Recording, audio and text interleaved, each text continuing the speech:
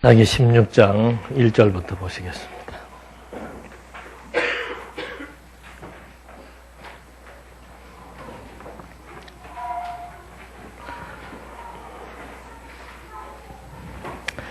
삼손이 가사에 가서 거기서 한 창기를 보고 그 여자에게 들어갔다.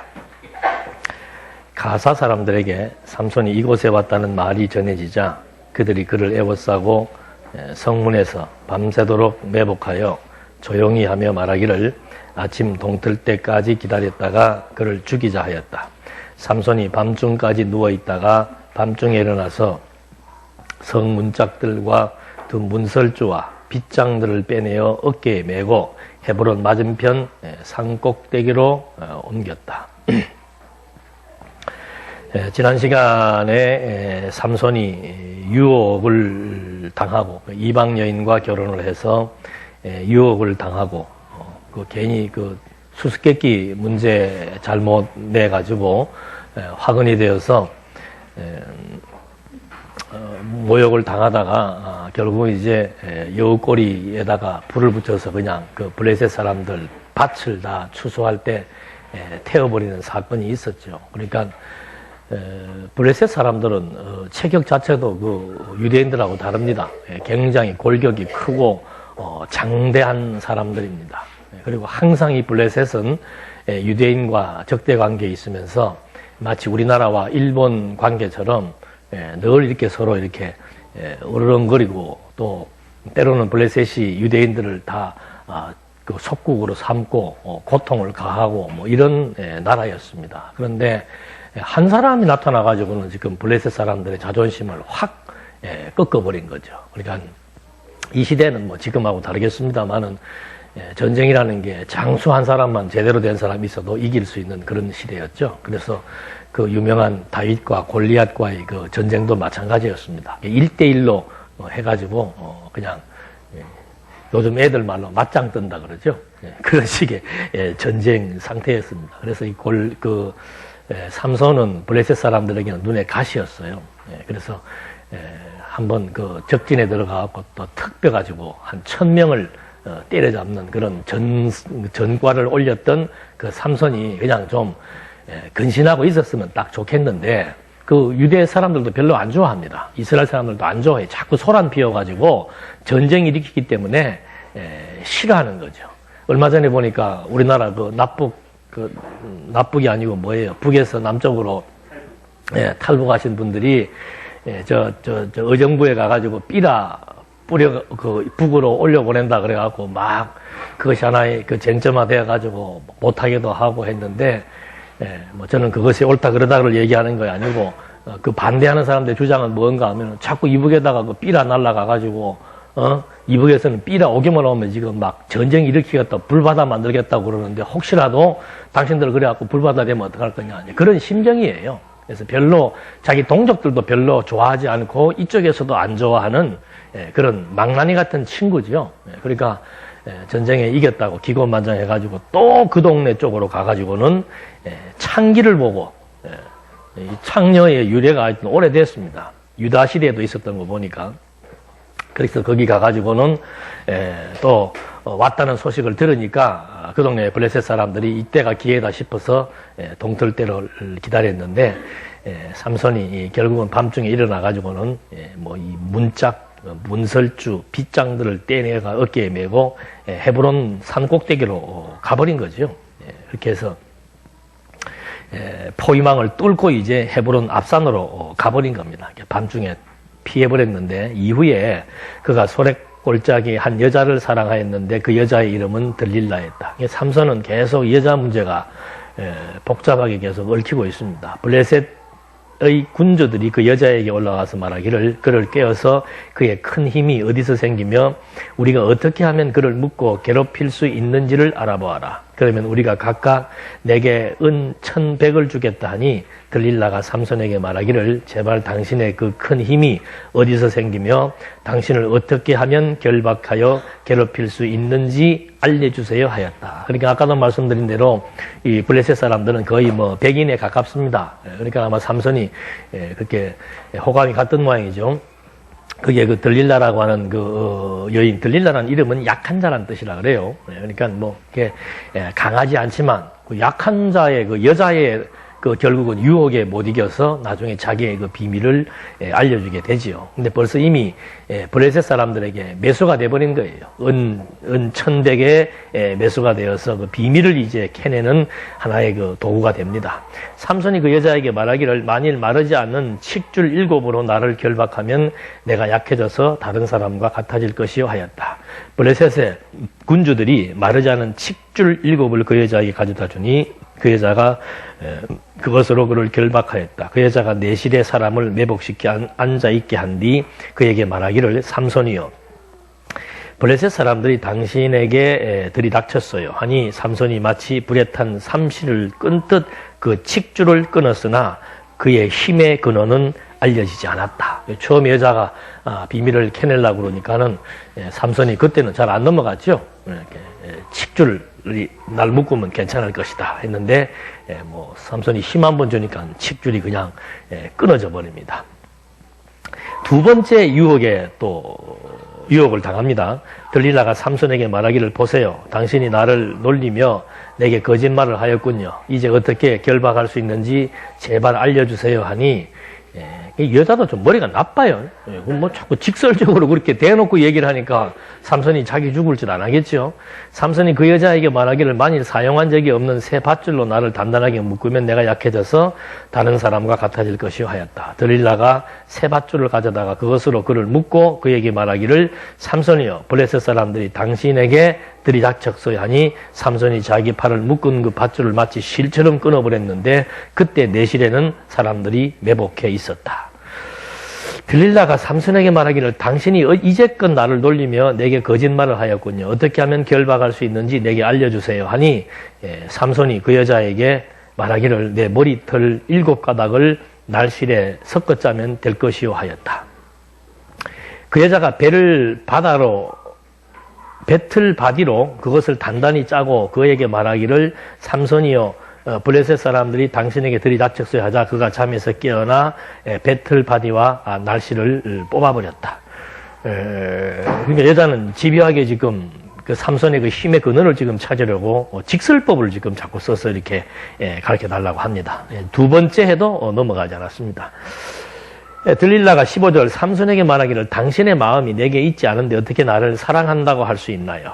이제 3번이나 나를 놀리고 당신의 큰 힘이 어떻게 생기는지 내게 알려주지 않았어야 하고 그 여자가 날마다 말로서 그를 재촉하여 조름으로 그의 마음이 괴로워 죽을 지경이었다. 이게 이제 요즘으로 말하면 잔소리지요. 아마 여자의 이 집요한 잔소리를 이길 만한 남자는 없는 모양이에요. 그러니까 뭐 매일 지금 여자가 재촉하니까 삼손이 마음이 괴로워서 죽을 지경이어서 그래서 삼손이 자기 마음을 그 여자에게 털어놓고 말하기를 내 머리에는 삭도를 대지 않았는데 내가 모태로부터 하나님께 바쳐진 나시린이 되었기 때문이요. 만일 내 머리털을 밀어버리면 내 힘이 내게서 떠나가고 내가 약해져서 다른 사람과 같아질 것이요 하였다. 들릴라가 삼손이 자기에게 마음을 다 털어놓는 것을 보고 사람을 보내어 블레셋의 군주들을 불러 말하기를 그가 내게 자기 마음을 다 털어놓았으니 이번만 더 올라오십시오 하니 블레셋의 군주들이 손에 은을 들고 그 여자에게 올라왔다. 들릴라가 삼손을 자기 무릎 위에서 잠들게 하고 사람을 불러 그의 머리턱 7가닥을 밀게 하고 그를 괴롭혀보니 이미 그에게서 힘이 떠나 있었다. 그 여자가 말하기를 삼손이여 블레셋 사람들이 당신에게 들이닥쳤어요 하니 그가 잠에서 깨어나 말하기를 내가 전과 같이 나가서 몸을 떨치겠다 하였으나 여호와께서 이미 자기에게 떠나버리신 것을 알지 못하였다. 블레셋 사람들이 그를 붙잡아 그의 두 눈을 뽑고 그를 가사로 끌고 내려가 놋줄로 결박하고 감옥 안에서 맷돌을 돌리게 하였으나 밀어버린 그의 머리털은 다시 자라기 시작하였다. 그러니까 세 번째 이제 유혹에서 그러니까 결국 삼손이 어릴 때부터 이 나시린이라고 하는 것은 하나님 앞에 바쳐진 자로서 하나님과의 약속이 전제된 사람입니다. 그러니까 평생 여호와를 섬기며 살겠다고 서원한 그런 자였습니다. 그런 자가 가장 좀 머리털이 중요한 게 아니에요. 이게 하나님께서 나시린으로 바쳐졌다는 사실. 그러니까 벌써 이 삼손의 기고만장한 행동은 하나님을 잊어버린 거죠. 순간 자기가 마치 능력이 있어서 자기 능력으로 자기가 가진 모든 것을 해나가는 걸로 착각을 한 거예요. 그래서 그런 그 속내를 불어버리니까 결국에는 그 비밀을 말하게 되었고, 그러니까 하나님 망각하니까 나시린이라고 하는 하나님과의 관계를 잊어버린 겁니다. 그러니까 하나님과 언약된 언약의 사사라고 하는 사실을 잊어버린 거죠. 하나님이 함께해야 사사로서의 능력이 발휘된다는 사실, 이걸 이제 잊어버린 거예요.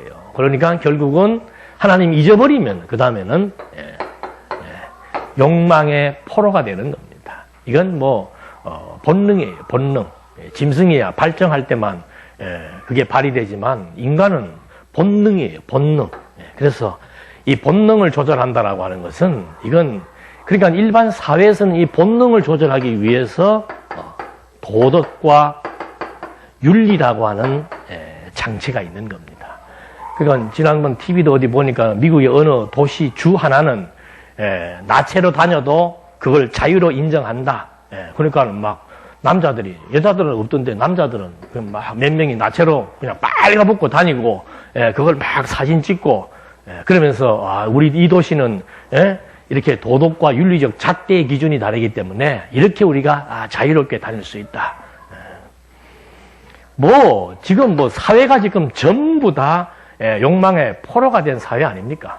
그러니까 이걸 무슨 도덕 윤리, 지금 이미 고등학교, 대학에서는 윤리, 도덕, 더더군다나 대학에서 철학 과목이 지금 폐지돼 나가는 그런 입장에서 인간의 욕망을 조절하고 억제할 수 있는 장치, 그건 없습니다. 그래서 앞으로 이 세계는 뭐 불보듯이 뻔한 거예요. 어떤 기준도 없고, 왜? 자기가 기준이에요, 자기. 내 좋은 대로 하는 것에 대해서 장애가 되는 것은 어떤 힘의 논리로 풀어나가려고 하는 이것이 앞으로 이제 펼쳐지게 될 자본주의 사회의 하나의 폐해가 되는 거죠. 그러니까 공산주의라고 하는 것은 체제로 묶어버렸고 자본주의라고 하는 것은 경쟁에 의해서 풀어버리니까 공산주의는 공산주의대로 사람이 억압당해서 자유를 상실하고 그 다음에 어떤 인간의 본능을 충족시킬 만한 어떤 목표가 상실돼 버리니까 발전이 안 돼서 낙후돼 버리는 거고, 자본주의 사회라고 하는 것은 본능 욕구를 잘 조절시켰어.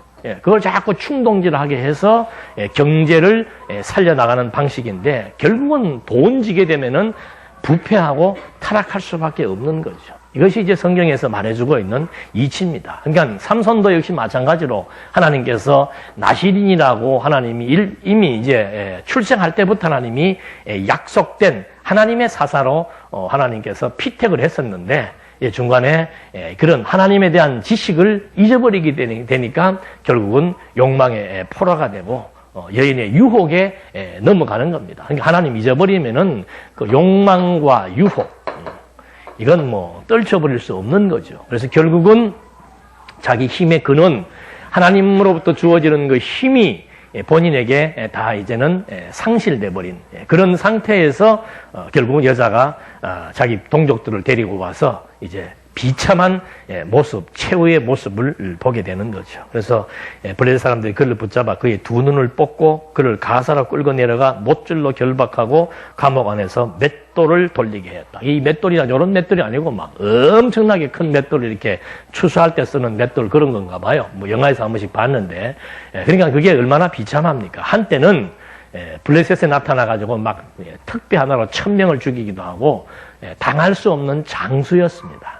그런 장수가 여인의 유혹에 넘어가서 두 눈을 뽑히고 맷돌을 돌리면서 가장 처참하고 비참한 그런 모습을 이제 가지고 감옥 안에서 맷돌을 돌리게 되는 그런 정말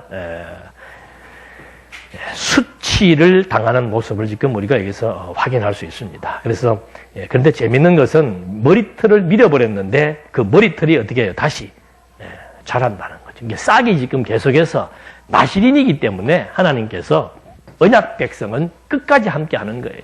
그래서 지금은 힘이 없지만 하나님이 함께 해서 머리털이 자라게 하시는데 23절에 보니까 이 삼손이 당하는 수치를 보겠습니다. 블레셋의 군주들이 모여 자기들이 신 다곤에게 큰 제사를 드리고 기뻐하며 말하기를 우리의 신이 우리 원수 삼손을 우리 손에 넘겨주었다 하고 백성도 삼손을 보고 자기들의 신을 찬양하며 말하기를 우리 신이 우리의 원수 곧 우리를 많이 살육하고 우리 땅을 망친 자를 우리 손에 넘겨주었다 하였다.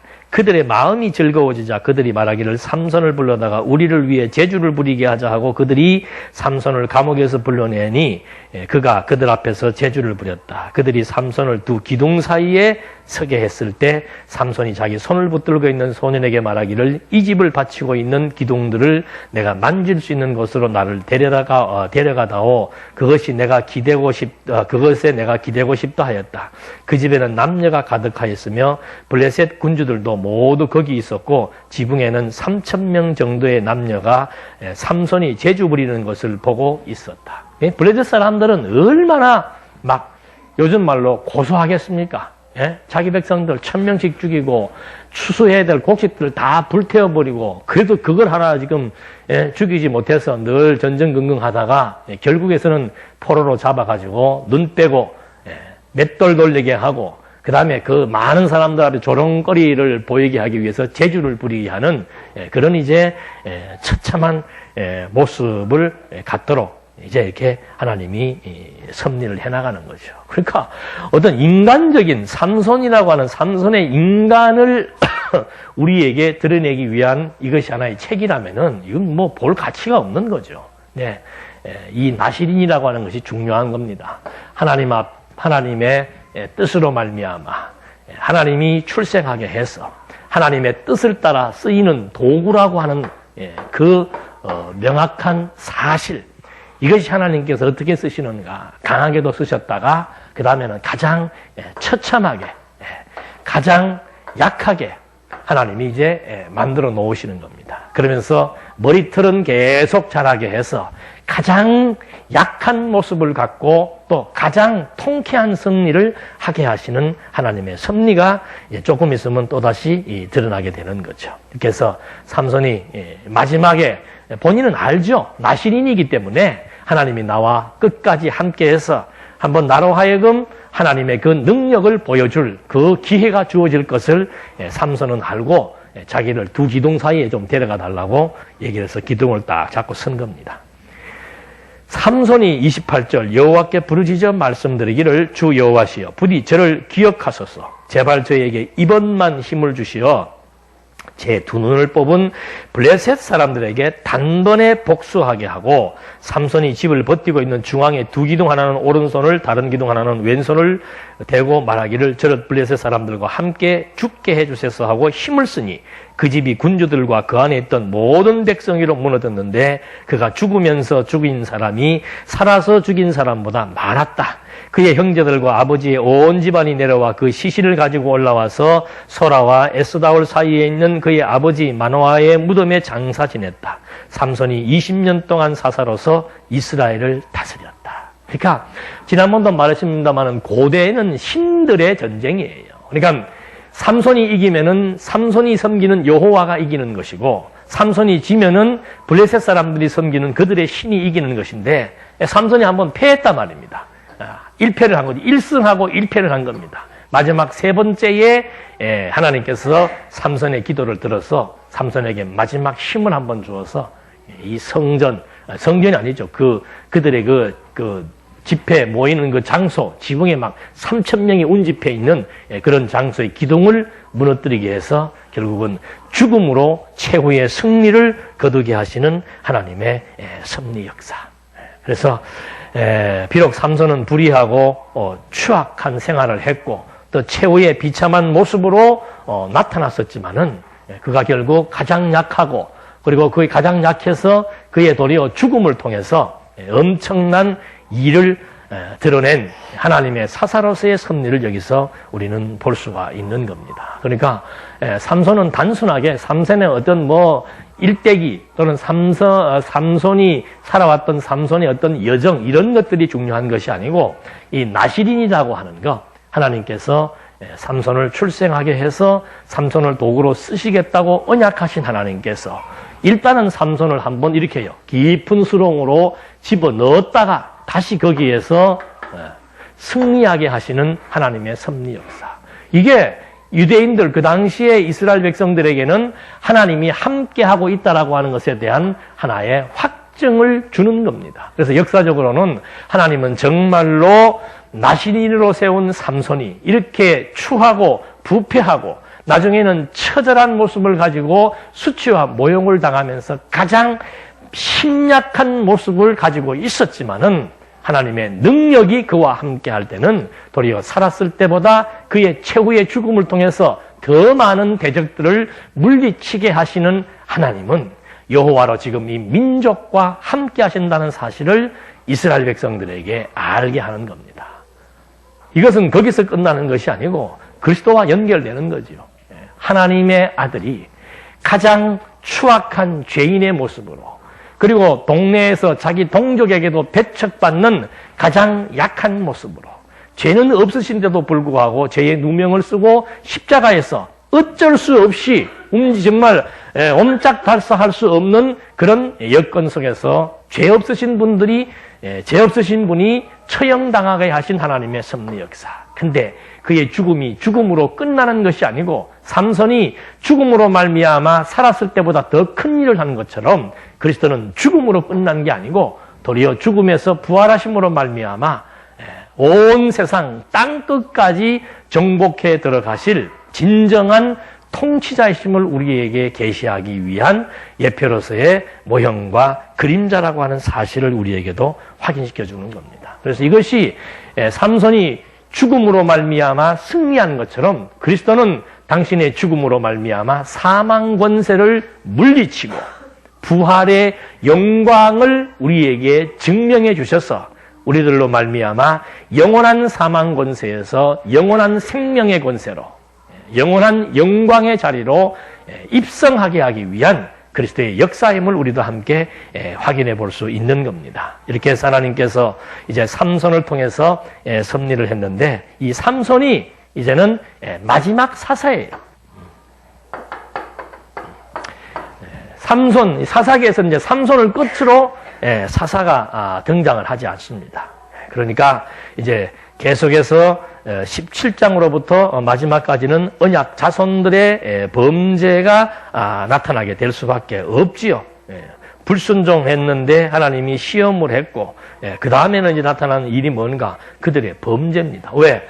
사사가 삼손이 20년 동안 이제 백성의 지도자로 있었는데, 삼손이 죽고 난 뒤에는 이제 사사들이 없는 겁니다. 사사들이 없으니까 백성들은 또다시 범죄의 길로 접어들 수밖에 없는 거죠. 그래서 이 17장으로부터는 중요한 대목이 나오기 시작을 합니다. 그러니까 이 이전까지는 백성들에게 왕이 없음으로 말은 말이 없어요. 근데 이제 지도자를 계속해서 12명 가까이 지도자를 세워서 반복해서 이스라엘 역사를 섭리해 나가신 하나님께서 이제 삼손을 끝으로 사사를 보내지 않으셨기 때문에 17장으로부터는 백성들이 범죄를 하게 되는데, 그 범죄의 원인이 뭔가 이제 나오기 시작. 17장 6절로부터 백성들에게 누가 없으므로? 왕이 없으므로. 범죄란 뭔가? 왕이 없으니까 어떻게 하는 거예요? 자기 소견에 좋은 대로 살아가는 거. 그게 죄예요. 그러니까 죄의 뿌리는 뭔가? 자기 좋은 대로 하려고 하는 겁니다. 자기 좋은 대로 하려고 하는 거. 그래서 아담이 선악을 알게 하는 열매를 따먹고 나서부터는 자기도 하나님의 자리에 앉아가고 하나님만이 자기 좋은 대로 할 수 있어요. 그러니까 모든 만사가 하나님의 뜻대로만 된다는 사실을 아는 것이 우리의 이 신앙이란 말입니다. 근데 이제 아담이 타락하면서부터는 하나님의 뜻대로 된다는 사실을 인간들이 알 수가 없고 전부 누구 뜻대로? 자기 뜻대로 되는 줄로 알고 사는 것이 타락한 인간의 모습이다 이 말입니다. 그러니까 너나 할 게 없습니다. 전부 다 타락한 인간은 가장 근본된 하나님의 뜻과 능력으로 만사가 되어진다는 사실, 이걸 다른 말로 하면 주체예요. 모든 것의 주체는 하나님이라고 하는 사실을 잊어버리게 되고 알 수가 없죠. 잊어버리게 되고 그다음부터는 인간이 이 주체가 구약에서는 이제 왕을 주체로 세웠지만은 이 실체는 그리스도 하나님이 모든 것의 통치자 아니에요. 그 주체가 하나님이라고 하는 사실을 잊어버리니까 그다음부터는 누구든지 자기 소견에, 자기 생각에, 자기 느낌에, 자기 마음에, 자기 판단에. 그래서 성경에서 가장 나쁜 단어가 뭔가, 인간이 사용하는 단어 중에서 가장 나쁜 단어가 뭔가 종교적으로 그게 자기라고 하는 단어예요. 자기라고 하는. 이게 스스로 자자라 이 말입니다. 자기 스스로 존재하고 스스로 주인이 되고 스스로 일을 하고 스스로 판단을 하고 스스로 결정을 하고 스스로 해결할 수 있는 이 스스로 자자가 인간이 사용하는 언어 중에서 종교적으로 봤을 때는 가장 고악한 단어가 바로 이 스스로 자자라 이 말입니다. 그러니까 우리도 애기들 보십시오. 어릴 때부터 이제 조금 꼼지락거리고 말하면서부터 하는 말이 뭐예요? 내가 한다 이 말이에요. 내가 한다 이 말이에요. 그 우리 애들도 10대 때 보면 클 때 뭐 좀 잔소리 좀 하면은 항상 대답이 뭔가 내가 알아서 할게. 내가 알아서 할게. 그럼 뭐 네가 알아서 해봐라. 어른도 마찬가지죠. 이게 가장 무서운 일이에요. 그래서 사사기서가 무슨 뭐 사사들 보내가지고 이 사사는 저렇고 저 사사는 저렇고 사사들을 분석하고 사사들의 삶을 우리가 분석해서 뭐 그들의 삶을 쫓아가는 그런 형태가 아닙니다. 하나님께서 사사를 보내셔서 사사들로 하여금 백성들에게 하나님이 언약대로 이스라엘의 역사를 주관하고 이스라엘 백성들을 다스려 나가신다는 사실을 알게 하는 것. 그래서 이제 사사가 없으니까 그 다음에는 당연히 왕이 없으니까 백성을 치리하고 지도할 지도자가 없으니까 만왕의 왕 대신 우리의 영원한 지도자이신 영원한 사사이신 그리스도가 없으니까 나타나는 불신앙적인 요소가 뭔가 이거예요. 그러니까 신앙과 불신앙의 차이는 뭔가 하나님을 인정하느냐 자기를 인정하는가 하나님이 주체인가 내가 주체인가 그것이 신앙과 불신앙의 잣대라 이 말이죠. 그러니까 여기는 필요 없습니다. 이거는 전도서 기자가 뭐라고 얘기했는가 하면은 밑 빠진 독에 물 붓기라고 얘기한 거예요. 온갖 바다와 강물을 채워도 채워지지 않는 뭡니까? 욕심의 도가니. 아니, 항아리 밑에다가 요 구멍 뚫어 놓으면 물 아무리 부으면 뭐합니까? 안 채워져요. 안 채워져. 근데 사람들은 미련하니까 지금 우리도 그래요. 여러분 정말 만족하고 행복하십니까? 표정은 그렇게 행복해 보이는 표정은 아닌 것 같은데 그럼 불행의 요인이 뭔가를 한번 스스로 찾을 수가 있는 거예요. 내가 지금 왜 이렇게 정말 막 여호와를 막 이렇게 알고 경외하고 살면서 막 행복하고 즐거워야 되는데 뭔가 뭐 이래 좀 말씀 들을 때는 뭐 맞아 하지만은 또 실제 내 내면 속에서는 뭔가 자꾸 그렇게 나를 어둡게 만들고 피곤하게 만들고 불행하게 만들고 스트레스 받게 만든다 이 말이에요. 그게 외부적인 요인이 아니란 말이죠. 근데 다 있어요. 한 가지가 있든 두 가지가 있든 세 가지가 있든 다 있어요. 다. 그걸 이제 빨리 캐치를 해서 원인이 여기에 있었구나 해서 그렇지 내가 아무리 그렇게 하려고 해본들 된다 안 된다 안 된다는 걸 아는 거죠. 저는 오늘 새벽에 좀 일찍 깨가지고 얼핏 이렇게 보니까 뭐 과거에 한번 나왔던 프로인데 박진영 그 친구가 뭐 힐링 캠프인가 뭐 나와서 얘기를 하는데 저 옆에 사회 보는 사람들이 그 친구 생각을 쫓아가지는 못해. 정상적인 사람이에요. 정상적인 사람. 하도 비정상적이니까 그냥 극히 정상적인 사람의 말도 지금 못 알아듣는 거예요. 잘. 저 사람이 어디 신들리려고 그러나. 그 친구는 자기가 하고 싶은 일을 하기 위해서 돈을 벌려고 했대요. 내가 한 20억만 벌면은 그 행복이란 뭔가 내가 하고 싶은 일 하면서 사는 게 행복한 게 아니에요. 자기는 음악을 좋아하니까 음악을 하면서 사는 게 행복할 것 같아서 열심히 돈을 벌어서 20대 중반에 20억을 벌었대요. 우리는 또 그런 데 관심이 있죠. 이야, 어떡하면 26살에 20억을 벌까? 아들 가수 시키세요, 가수. 이번에도 또 프로야구 보니까 360 뭐 몇백억에다가 계약을 했더만. 20억 벌어가지고 바로 건물 샀대요. 우리 생각에 20억 벌어서 건물 사면 건물에서 나오는 뭐? 그러면 자기 일 할 수 있겠어요? 없겠어요? 할 수 있지요. 근데 세상이라는 게 자기 생각대로 안 된단 말입니다.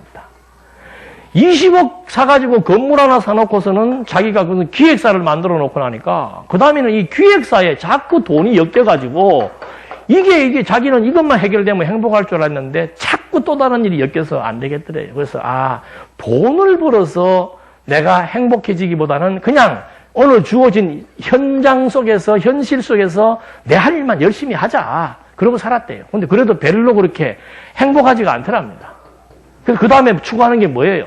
똑같아요. 사람들 가는 게. 내가 좀 명예를 얻자. 가수가 명예 얻는 게 뭐예요? 탑 가수가 되는 거고. 이 친구는 작곡을 하니까 팝의 본산인 미국에 가서 내 이 작곡한 노래를 갖고 미국 가수들에게 줘서 미국의 그 유명한 그 음악 빌보드 차트에 10위 안에 랭크되는 것이 자기의 이름을 드러낸다라고 스스로 그렇게 되면 내가 만족할 줄 알고 그렇게 했다는 거죠. 근데 6인가 랭크가 됐대. 1년 안에. 그럼 행복해야 돼요? 안 행복해야 돼요? 행복하지가 않더랍니다. 그래서 뭔가가 찜찜하고 뭔가가 그렇게 유쾌하지 않더래요. 그래서 그 다음에 주변에서 뭐라고 얘기를 했는가 하면 너 그 벌은 재산을 가지고 약자들에게 뭐 해라? 베풀어라. 관용을 베풀어라. 그래가지고 그 번 돈을 가지고 학생들도 주고 가난한 이웃들 나눠주니까 그렇게 행복하더래요. 근데 그 행복도 어떻게 해요?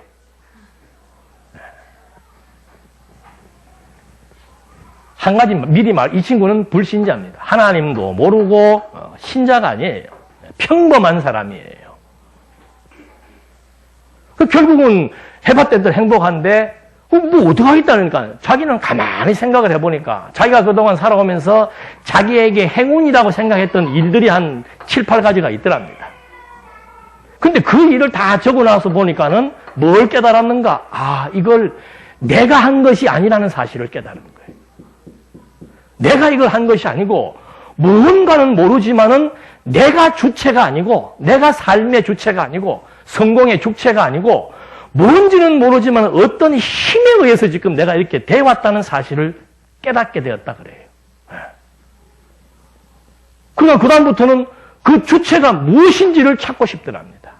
이게 찾아지지 않으니까 아무리 여러 조건들이 주어져도 행복하지가 않더래요.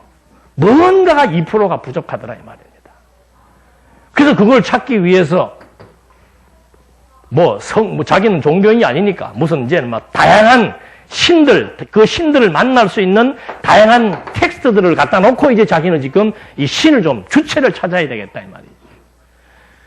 물론 웃기려고 그 말을 했겠습니다만 옆에 있던 친구들은 그럼 신 내리는 거야? 신 받는 거야? 뭐야? 신 받는 거죠 쉽게 얘기하면. 무당해하는 그런 잡신을 받는 게 아니고 정말 주체를 찾고 싶다 이 말입니다.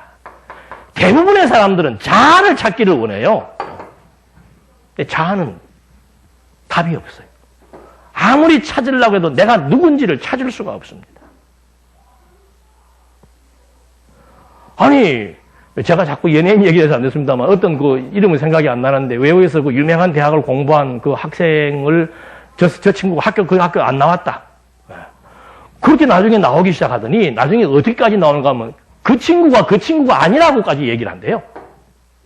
그리고 이 친구가 어디에 빠졌는가 하면은 나는 도대체 누구인가?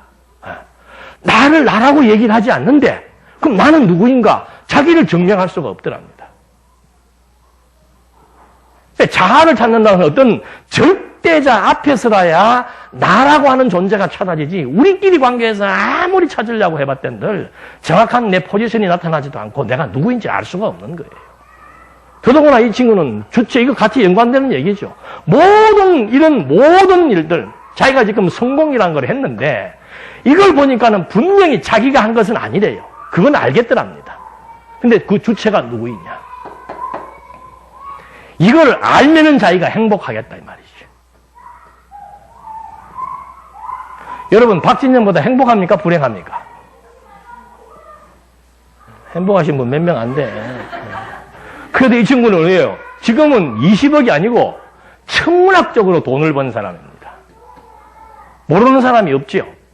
명예도 착각고 있지요. 나름대로 다 베풀면서 자기 하고 싶은 일을 하면서 사는 사람이에요. 그래도 그는 불행하다고 얘기하죠. 뭘 못 찾아서? 주체를 찾지 못해서. 누군가에 의해서, 참 재밌는 말을 하더라고. 왜 찾으려고 그러냐 그러니까, 아니, 내가 아무리 주변에 여러 사람들에게 뭘 나눠주면 뭐 하냐 이 말이에요. 오늘날 나를 있게 한 나의 은인에게 진정한 무엇을 드려야 그분도 좋아하지 않겠냐 이 말이죠. 그래요 안 그래요? 오늘 나를 있게 해준 사람이 있단 말입니다. 그 사람과의 관계 형성이 더 중요하지 주변에 아무리 가난한 사람 도와 못된들 그게 핵심이 아니더라 이 말이죠. 집사님이 나를 도와가지고 내가 지금 성공을 했으면 나는 죽을 때까지 누굴 잊으면 안 됩니까? 이분을 잊으면 안 되지요. 근데 이분에게는 아무것도 안 하고 엉뚱 사람한테만 한다는 게 얼마나 웃기는 일이라고 얘기를 하더라니까. 그래서 자기는 주체를 찾아야 되겠다. 오늘의 나를 잊게 해준 그 주체를 찾고 싶다. 찾아서 뭐 하게? 그분에게 지금 보답을 하고 싶다 이 말이에요. 이 시간을 지금 많이 할애한 이유가 있습니다. 앞으로 그 내용이 나오면 좋은 예화라서 지금 말씀드린 거예요. 끊임없이 우리는 스스로 자기가 주체가 되어가지고 그러니까 내가 주체가 아니라는 걸 아니까 그다음부터 자기는 진짜 자유롭더랍니다. 아침에 막 눈만 뜨면은 전화 오는 게 제일 무섭대요. 문자 오는 거, 전화 오는 거. 아침에 일찍 전화 오면은 막 무슨 사고 나는 거, 기획사를 하니까 별의별 사고가 많이 일어날 거 아니에요. 그게 두려웠대요. 근데 주체가 내가 아니라는 걸 아니까 아이고 무슨 사고가 나는 것도 주체가 따로 있고 그 일이 해결되는 것도 내가 하는 것이 아니고 주체가 따로 있으니까 자기는 그 기획사로부터 연결된 일로부터 진정한 자유를 느끼겠다 이 말이죠. 자기는 그다음부터는 얽매이지 않고 살아왔다 이 말입니다. 성경 66권을 20년, 30년 공부하면서 주체를 안다고 하면서 자유를 못 누린다면 그건 주체가 아니고 주책 부리는 거죠. 주책이야, 주책. 아니 어떻게 이렇게 분명한 신에 대한 존재를 우리는 확정을 하고 찾지 못해서 지금 찾으러 가는 도중에서도 그는 이런 이치를 깨닫고 자유롭고 평화롭대요. 행복하대요. 이제 찾기만 찾으면 마지막 자기를 이렇게 있도록 존재하도록 해준 그 주체에게 자기의 있는 것들을 드림으로 말미암아 갚음으로 말미암아 더 행복과 평화를 누릴 수 있다는 그 기대감을 가지고 산다 이 말이죠. 멋있잖아요. 답을 알고도 우리는 뭐 답 알죠. 수학의 핵심은 뭡니까? 답은 알아도 뭘 못 풀면 푸는 과정이 틀리면 점수가 안 나옵니다. 수학은 답은 몰라도 답은 틀려도 푸는 과정이 맞으면 어떻게 해요? 점수가 나와요. 우리 속으면 안 되죠. 사사기서 공부 이거 한두 번 들었습니까? 사사기서를 공부하는 이유가 뭐예요? 백성들에게 왕이 있고 없고의 차이가 뭔가? 주체를 알고 모르고의 차이가 뭔가? 무엇 때문에 불만입니까? 무엇 때문에 불행합니까? 무엇 때문에 뭐가 그렇게 자꾸 우리를 부자연스럽게 만들고 피곤하게 만들고 딴 거 없어요. 하나밖에 없어요. 네. 생각을 해보십시오. 정말 오늘의 나를 나되게 하신 하나님이 나와 함께 한다는 사실을 알고 그것이 감사하고 감격스럽고 감동스러워서 그분의 이름을 경외하며 그분을 찬송하며 산다는 삶 자체가 얼마나 행복한 것인지 찾지도 못한 사람도 지금 그거 생각만 하면서도 행복을 누리고 사는데 우리 찾았잖아요. 왜 불행한가? 아직도 지금 생각이 많은 거예요. 이게 주책이에요. 내 생각대로 이렇게 하면 될 것 같고 이렇게 하면 저것이 이렇게 될 것 같고 저렇게 하면 이것이 이렇게 될 것 같고 스님들도 그거 알잖아요. 내가 붙든 거 놓으면 행복하다는 거. 놓으면 채워지지 않으니까 공허하다 이 말입니다. 근데 우리는 찾았잖아요. 운명론자들은 뭐가 없는 거예요? 주체가 없는 거예요. 내 인생이 왜 이렇게 됐는가? 운명론자들은 뭔가? 이것이 다 지 팔자고 지 운명이다 이 말입니다. 그 뭐예요 이게? 아무것도 아닌 것이죠. 도대체 뭐가 내 운명을 결정지었냐 이 말입니다. 네, 우리 작정론, 예정론은 뭔가? 하나님이 만사를 당신이 함께해서 당신의 뜻대로 당신이 다 섭리해 나가신다. 이게 깨달아 믿어질 때 우리는 오늘에 주어진 현실을 긍정적으로 해석할 수도 있고, 오늘에 주어진 현실 속에서 내가 주인이 아니니까 이 일의 노예가 되고 일의 억압을 당하고 사람의 노예가 되고 사람으로부터 억압을 당하지 않는 거예요. 환경과 사람과 모든 일로부터 정말 자유함을 누리며 살아갈 수 있는 인생 최고의 가치, 행복을 얻을 수가 있는데 그걸 지금 우리는 이건 아는 게 아니죠. 아는 게 아니죠. 그래서 이 가을에 조용하게 한번 좀 생각들을 한번 해보시면서 여러분도 한번 정리. 저는 잘된 것보다도 이걸 같이 해야 돼. 같이. 다 원인이. 하나님은 겸하여 하잖아요. 어둠과 빛을, 공고함과 형통함을. 어려웠던 거, 그 어려운 문제가 해결됐던 거 두세 가지만 적기 시작을 하면은 금방 우리는 해답이 떨어지잖아요. 그러니까 내 소견대로 되는 것이 아니고 하나님의 소견대로 된다. 내가 주체가 아니고 하나님이 주체이시다. 그거 하나만 깨달아지면은 내려놓으라 그러지 않아도 어떻게 해요? 그냥 그 무거운 짐으로부터 벗어나서 진짜 자유자가 될 수 있는 이것이 성경신학의 핵심입니다. 그리고 하나님 안다, 하나님 안다 그러니까 하나님을 아는 것으로 끝나는 게 아니에요. 하나님 아는 만큼 내게 수지 맞는 일이 있단 말입니다. 신을 아는 만큼 나를 알게 되고 나를 아는 만큼 그만큼의 행복지수가 올라가게 되어 있는 거예요. 무언가 즐겁고 기쁘고 좋아야 되는 거죠. 무너진 성전을 재건하는데도 하나님께서 그냥 재건시키는 거 아니에요. 즐거움을 줍니다. 기쁨을 주고 즐거움을 주고 감동을 주어서 막 즐겁고 기쁘게 일하도록 하나님이 섭리를 해나가시는 거죠. 17장으로부터 21장까지 언약 자손들의 범죄 내용 보시겠습니다. 에브라임 산지에 한 사람이 있었는데 그의 이름은 미가였다. 그가 자기 어머니에게 말하기를 어머니께서 은 1,100을 잃어버리고 나서 저주하시고 죄기에도 말씀하셨습니다. 보십시오. 그 돈이 제게 있습니다. 제가 그것을 가져갔습니다. 하니 그의 어머니가 말하기를 내 아들이 여호와께 복받기를 원한다 하였다. 미가가 은 1,100을 그의 어머니에게 돌려주니 그의 어머니가 말하기를 내 아들을 위하여 이 은을 여호와께 거룩히 드려서 새긴 우상 하나와 부어 만든 우상 하나를 만들려고 하니 내가 이제 이 은을 내게 돌려주겠다 하였다. 은 1,100을 잃어버렸는데 엄마가 그거 잊어버리고 나니까 화가 나니까 막 그거 어느 놈이 가져갔냐고 소리를 지르고 욕을 하고 했겠지요. 그러니까 아들이 그거 들으니까 찔리니까 어머니 그거 내가 가져갔습니다. 아들이 그거 왜 훔쳐간 거예요? 이제부터는 전부 일로 연결되는 겁니다. 그거 왜 훔쳐간 거예요? 자기가 주인 노릇. 그 돈 가져오면은 누구 거 된다. 내 것 되고 내 맘대로 쓸 수 있다라고 하는 어리석은 발상. 그래서 거짓말, 도둑질 왜 하는가? 자기가 주체인 줄 알기 때문에 그런 거예요.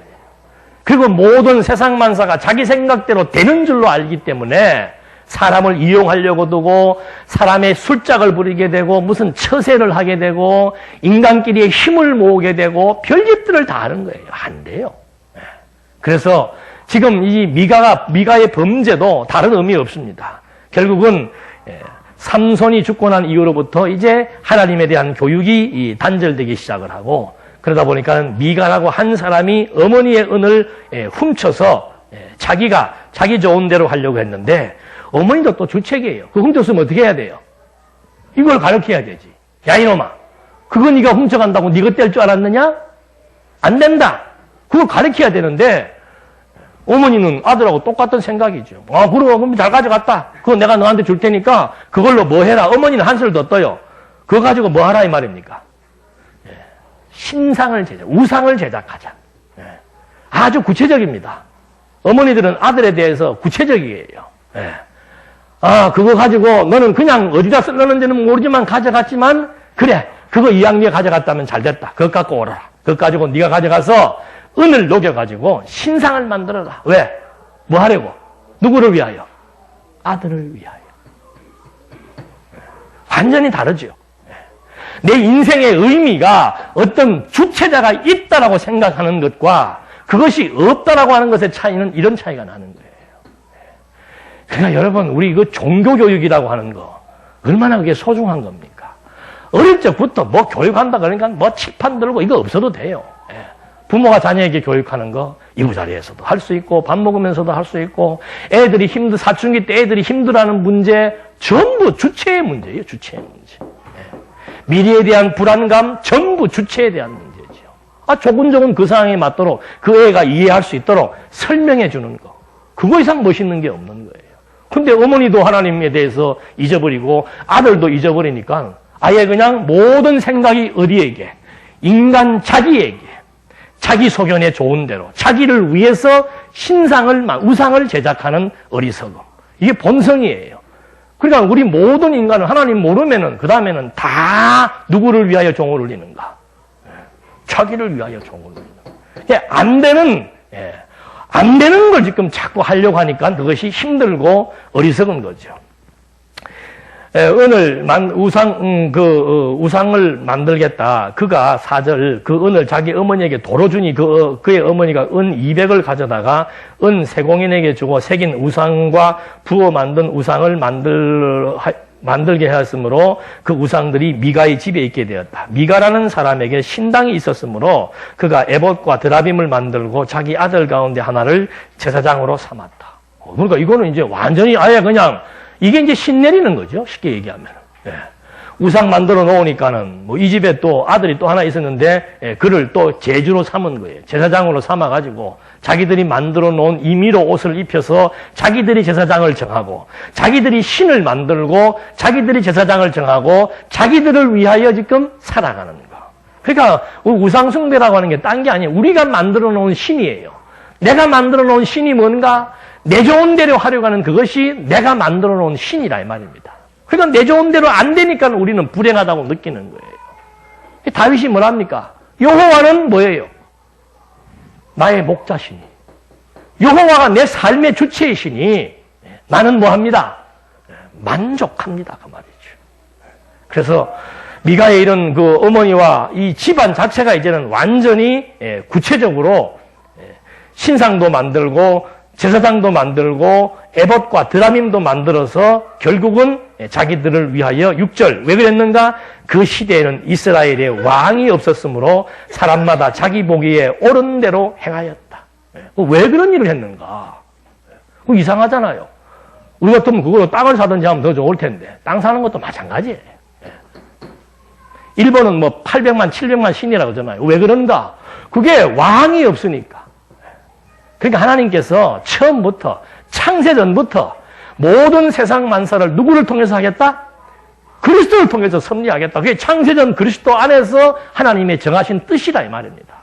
그리스도 안에란 말은 그리스도로 말미암아 그리스도를 통해서라는 거예요. 그게 진정한 통치자예요. 그 통치 권세가 그리스도에게 있다는 사실을 우리에게 알려주는 것이 아담을 창조하시고 난 다음에 아담에게 뭐 하시는 거예요? 다스리라 이 말입니다. 다스리라. 못 다스리죠. 그래서 진짜 다스릴 수 있는 다스림의 주체, 다스림의 실체, 그게 만왕의 왕으로 오실 그리스도라 이 말입니다. 그리스도만이 창조주요, 빛이요, 생명의 근원이요. 뭐 말이 필요 없지요. 우주와 만물을 창조하신 분이에요. 주체는. 그리고 생명의 근원이에요. 우리가 제일 중요하게 여기는 게 뭡니까? 이 터전과 이 세상과 여기에서 살아갈 수 있는 우리의 생명의 기운 아니에요. 그 주체가 누구냐 이 말입니다.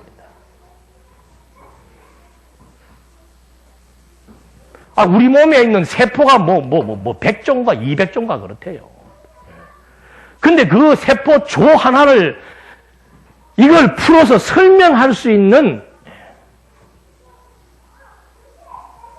그런 안내서가 없답니다. 휴대폰을, 스마트폰을 사도 우리가 반드시 따라오는 게 뭐예요? 사용 방법, 사용 안내서가 있어야 될 거 아니에요. 예? 근데 우리 몸이 200조의 세포로 되어 있는데 그 한 개의 세포에 대한 안내서도 있어요, 없어요? 없어요. 그거 아직도 못 찾아요. 인간이 도대체 뭐 형태적인 것들, 현상적인 것들은 알지요. 뭐 간이 어디가 있고 위장의 기능이 어떻고 심장. 근데 그런 심장과 위장과 오장육부 우리의 이 신체가 200조의 세포, 살아있는 세포로 움직이는데 그 세포를 해독하고 세포를 사용할 수 있는 안내서가 없단 말입니다. 그 세포를 사용할 수 있는 주체는 누구밖에 없어요? 만든 분밖에 없는 거예요. 그러니까 이 사람의 신체 생명을 활용하고 움직이고 뭐 건강하게 되고 병들게 되는 주체가 누구인가? 우리가 아니고 신이라. 만드신 주체라 이 말입니다. 그래서 예수 그리스도를 생명이라고 요한복음에서 말하는 거예요. 말씀이 육신이 되어 오신 그분이 어떤 분인가? 그분이 바로 우리를 창조하신 분이고 그분이 바로 모든 세포, 생명체의 근원이시며 그분만이 자기가 만든 생명체 피조물을 자기만이 그거를 움직일 수 있는 그런 사용주라 이 말이죠. 우리는 스스로 나를 사용할 수가 없는 거예요. 자꾸 우리는 착각을 하는 거죠. 이 분필을 누가 들었어요? 답답한 거죠. 이 분필을 누가 들었어요? 내가 들었죠. 그럼 우리는 바보라 그러는 거예요. 바보라. 네? 보이는 것만 가지고 얘기하니까. 그러니까 이 분필을 내가 들었으니까 내가 분필을 든 주체라고 생각을 한다 이 말이죠. 아니 들도록 생각과 마음뿐만이 아니고 200조의 세포가 움직여져야 분필을 들 수 있는 거예요. 200조의 세포 중에서 하나만 잘못돼도 이거 들어요, 못 들어요? 들고 싶어도 못 들어요, 들고 싶어도. 그래서 이 자기 소견에 왜 미가가 그렇게 어리석게 자기를 위하여 우상을 만들고 자기를 위하여 집에 신당을 꾸미고 자기를 위하여 제사장을 다 선정을 했는가? 누구를 모르니까? 왕이 없으므로, 주체가 없으므로. 오늘 여기까지 하겠습니다.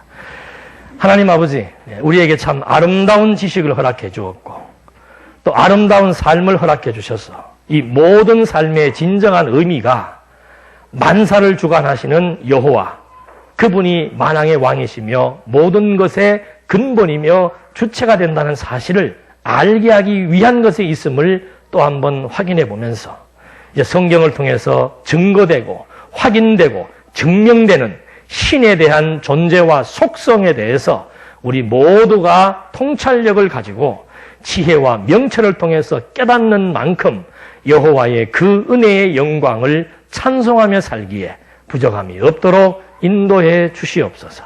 예수님의 이름으로 기도드립니다. 아멘.